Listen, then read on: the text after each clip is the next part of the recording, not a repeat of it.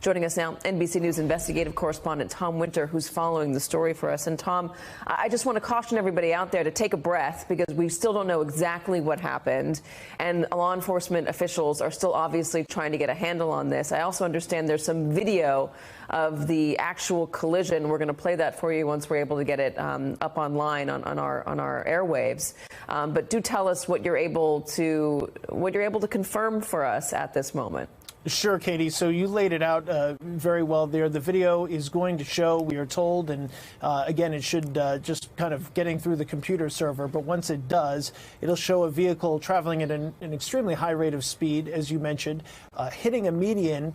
And I believe this is video of it now. Yes, it is. You could see it go airborne there, and then it crashes into the secondary screening area and explodes. But right there, you see the video go airborne. That's how fast it was going. It hit a median, and then it crashes into this CBP, Customs and Border Protection, secondary screening facility and explodes. This video obtained by NBC News, and all the reporting I'm bringing to you is with my colleague Jonathan Dienst.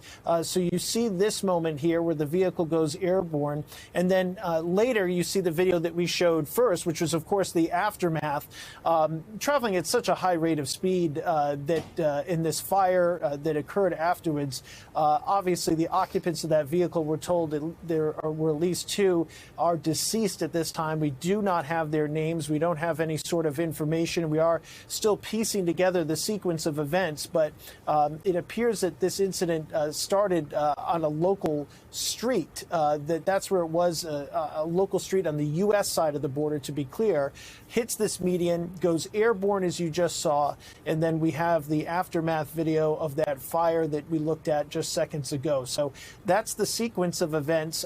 Was not a vehicle coming from Canada, was not a vehicle that crossed the bridge, but as you mentioned, several of the bridges are closed as a precaution in that area between the United States and the U.S. As far as the question that everybody wants to know, is this a tragic accident? Was it somebody that had a medical condition?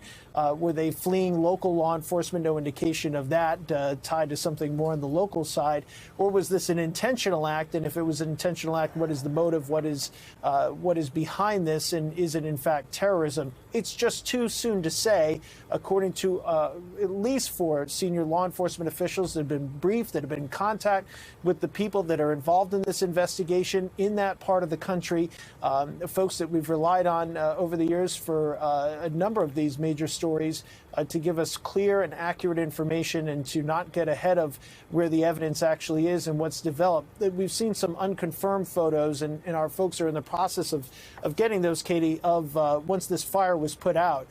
If those photos are in fact legitimate, it's just pieces at that point. I mean, there is not a whole lot that's there, but I think the important thing for folks to know is that the initial investigation has determined so far that there wasn't an explosive device, was not an explosive device in that vehicle. There's no evidence of that so far. There's no evidence of any sort of additional explosion.